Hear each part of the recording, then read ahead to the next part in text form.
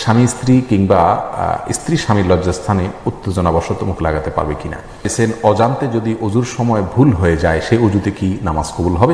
MD Naim Hasan আকাশ জানতে চেয়েছেন, অজান্তে যদি অজুর সময় ভুল হয়ে যায় সেই অজুতে কি নামাজ কবুল হবে। ভুলটার ধরন দেখতে হবে। যদি ফরজ কোনো বিষয় ছুটে যায় পরে আপনি নিশ্চিত হন তাহলে সেক্ষেত্রে তো আপনার নামাজ হবে না, ওই নামাজ দোহরাতে হবে। আর যদি অন্য কোনো ছোটোখাটো ভুল হয় তাহলে কোনো অসুবিধা নেই। নাসিরা তারান্নম আপনি জানতে চাইছেন দাজ্জাল কোন দেশে নামবে। দেখুন, দাজ্জাল পূর্ব দিক থেকে তার হবে, আপনার আবির্ভাব হবে, এটুকু হাদিস থেকে জানা যায় এবং কোন কোন ওলামায়ে কেরাম বিভিন্ন দেশের কথাও বলেছেন। শাহরুর রহমান মিজান জানতে চেয়েছেন, মৃত ব্যক্তি লোন রেখে মারা গেছে, আমাদের করণীয় কি। আর ব্যাংকের লোন কিস্তি হিসাবে দেওয়া হয়। মৃত ব্যক্তির লোন রেখে মারা গেলে তার যদি সম্পদ থাকে সেই সম্পদ থেকে তার লোন পরিশোধ করার ব্যবস্থা করতে হবে। যদি তিনি কোনো সম্পদ লোন পরিশোধ করার মতো রেখে না যান তাহলে সেক্ষেত্রে যা রেখে গেছেন সেগুলো দেওয়ার পরে উদ্বৃত্ত যে লোনটা আছে সেগুলো ওয়ারিশদের সামর্থ্য থাকলে তারা তার পক্ষ থেকে পরিশোধ করবেন। আর যদি সামর্থ্য না থাকে পরিশোধ করবে বলতে করাটা তাদের জন্য জরুরি নয়, করাটা তাদের জন্য উত্তম উচিত। যদি তারা না করেন তাহলে সেক্ষেত্রে তাদের কোনো গুনাহ হবে না। এর জন্য দায়ভার সংশ্লিষ্ট ব্যক্তিকে বহন করতে হবে। যদি আপনি আইডি দিয়ে প্রশ্ন করেছেন আকিকার গোশত কয় ভাগ করতে হবে, কোনো নির্দিষ্ট ভাগ করা জরুরি নয়। তবে কোরআনে কারিমে আল্লাহ সুবহানাহু ওয়া তাআলা কোরবানি গোশতের ক্ষেত্রে যেটা বলেছেন, ফাকুলু মিনহা ওয়া আতিমুল কানিআ ওয়াল মুতারা, তোমরা নিজেরা খাও এবং সাধারণ যারা মানুষের কাছে চেয়ে বেড়ায় না তাদেরকে দাও, আবার যারা অভাবী গরিব মানুষের কাছে চায় বাধ্য হয় তাদেরকেও দাও। অর্থাৎ নিজেরা খাওয়া, আত্মীয় স্বজনকে দান করো, গরিবকে দান করো, এরকম 3 ভাগে ভাগ করা মুস্তাহাব। লিজা সামিনা আপনি জানতে চেয়েছেন, শুধু ঘরোয়াভাবে বিবাহ বার্ষিকী পালন করা যাবে কিনা।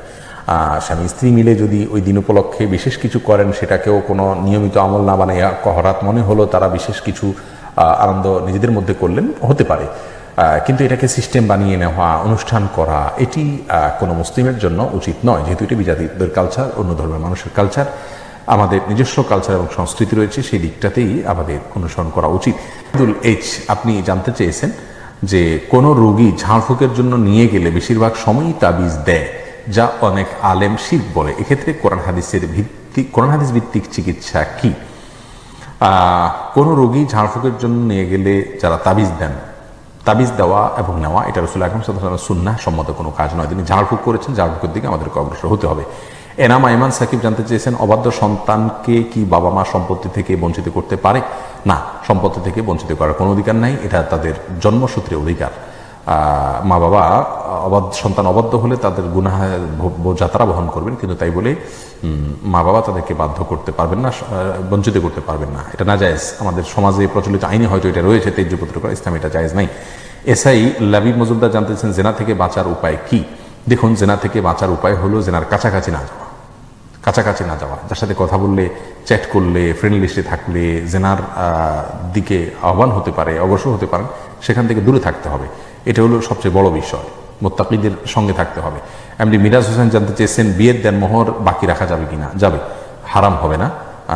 অনেকে মনে করেন যে বাকি রাখলে স্ত্রী হালাল হবে না, বিষয়টা সেরকম না। তবে হ্যাঁ, স্ত্রী বিয়ের রাতে, বাসর রাতে স্বামীকে মহারণা দিতে বাধ্য করতে পারেন, সে অধিকার স্ত্রীর আছে। কিন্তু যদি প্রথমবার স্ত্রী বাধ্য না করেন তাহলে পরবর্তীতে আর স্ত্রী তাকে মহারণা মানে তৎক্ষণাৎ পরিশোধ করার জন্য বাধ্য করতে পারেন না। রেজওয়ানুর রহমান হৃদয় জানতে চেয়েছেন, স্বামী স্ত্রী কিংবা স্ত্রী স্বামীর লজ্জাস্থানে উত্তেজনাবশত মুখ লাগাতে পারবে কিনা। এটা ঘৃণ্য কাজ ইসলামী শরীয়তে। এটি আর কিছু না হলেও মাকরুহ, কমপক্ষে হারাম সরাসরি না হলেও মাকরুহ, অপছন্দনীয় কাজ।